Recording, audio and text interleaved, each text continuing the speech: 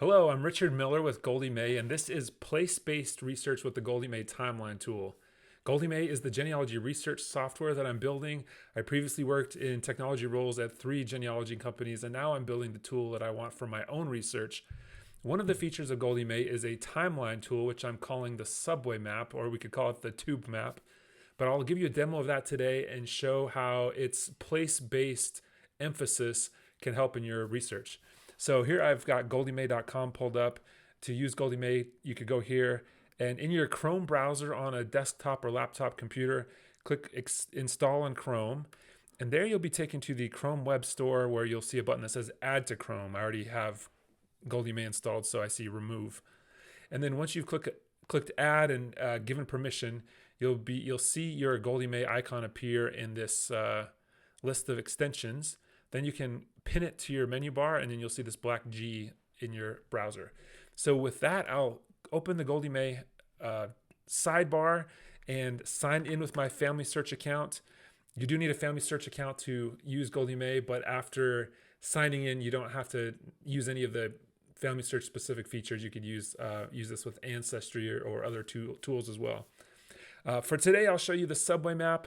It's designed to look somewhat like a subway map you'll find as you ride public transportation underground, and I'll go over what this means here. So here we see a line drawn for Leonard James Wilson. He's my third great grandfather.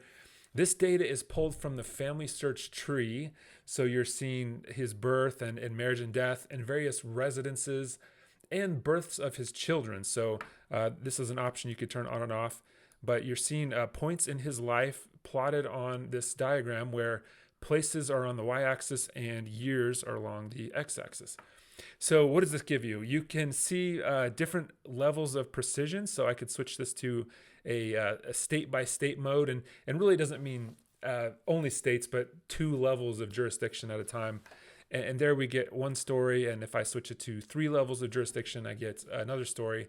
But here you can see, for example, a pretty plain map, as I'd call it. He was born in Ontario, Canada. Later, at age 20, he's living in Illinois, and there are 3 points for him living in Illinois. And then there are various points from the Family Search tree of him living in Iowa. Now, this is about as plain as the diagram can get, where you're going from place to place, and there's a nice kind of cascade of lines downward as someone moves along. But it can get more interesting than this. So if you go to his father and layer on the father, you see, some interesting points here. Here's some overlap between the 2 people, father and son, in Iowa and also here. But there's also this moment where the father goes back to Ontario, Canada for a second marriage late in his life. And then there's a lot of overlap of them living in Illinois at the same time and then Ontario, Canada at the same time. But this allows you to compare the data for father and son and see that there is a correlation between the places that they lived. Too often it can be the case that in genealogy research we match on names but don't match on places. And so we may be attaching people to our family tree that really aren't the right people. They're far away. But this diagram is intended to give you a place-based look at your research. So let me, for example, add on the grandfather now. This is Hugh's father. You could, of course, take any line. You could take maternal lines or whatever it may be. But here we're showing a father, son, and grandfather. And look how there isn't a lot of overlap between, the father and grandfather. Maybe here in Ontario, Canada, you see some similarity, but here the grandfather's data is just a little more interesting. Let's say if I show you just the grandfather, look at this. He's living in England, and to make this point, let me actually illustrate too that if I turn off childbirths, the data is pretty slim for the grandfather. He's born in Nottingham, England, and then he's married in Buckinghamshire, and then he's died in Ontario, Canada. But if I turn on childbirths, this is the idea from James Tanner, who says the first rule of genealogy is that when the baby was born, the mother was present. So even if we don't explicitly put the birth of children onto a mother's profile in a tree, those are events in her life.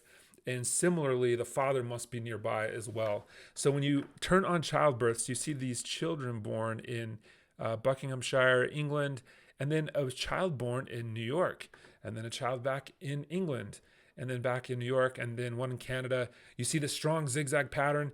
And in early 1800, you probably sensed the problem already, which is how is this guy going back and forth to be the father of these children? It's very unlikely. Maybe there's a story in there that he was a sailor, and there's some reasons to suspect this is correct, but more likely the data just may be wrong, and there are children attached into this family that just don't belong.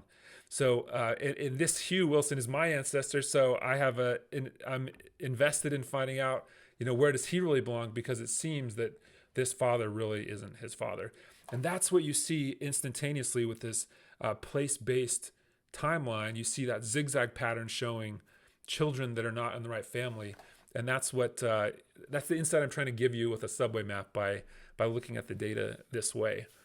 So let's say we could assume that maybe that we've got some data to clean up in this family. Now, to take it further, each of these place names also gives you additional resources. So you may be familiar with various resources like the Family Search Wiki, the Family Search Catalog, and others. These are direct links to the, for example, England page of the Family Search Wiki. So I can click that link, and then within a few seconds, you'll see the England page open up. Likewise, I could go to England and then Family Search Catalog. And so this is great if you're not particularly familiar with a place. You want to get familiar with the resources that a certain place has. And so you can read all about England genealogy if you're not familiar with it, or if you are, or you want to look at the various resources available on the Family Search Catalog for England, you could take that link. And similarly, you could find, what does the Ancestry Card Catalog have for England? Here's everything they have for England, and likewise, find my past, my heritage, etc.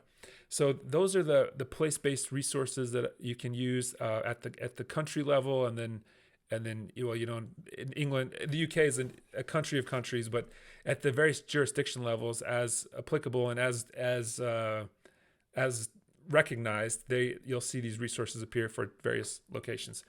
Okay, so let's go back to Leonard, and let's say that in the case if I'm researching in England, I'm not likely to know exactly where all the counties are, and say I'm not familiar with the states of the United States, and I don't know, is Illinois close to Iowa, or how far away is Ontario, Canada?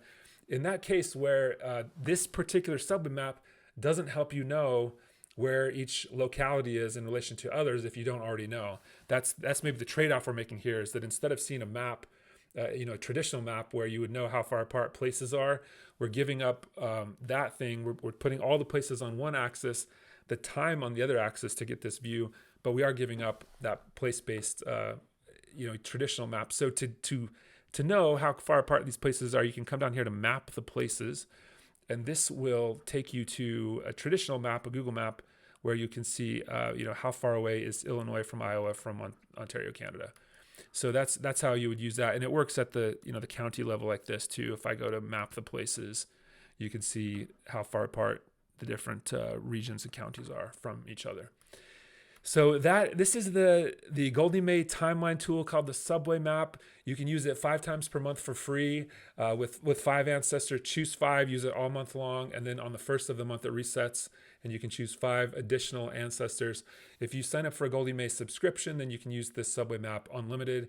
And so there are other features. There's an automatic research log. There are features for bookmarking, for tracking projects, etc. But the theme in Goldie May is I'm trying to help you with the tree you already have on Family Search or Ancestry, and keep you organized, help you analyze what you're seeing, and make sense of what you're seeing.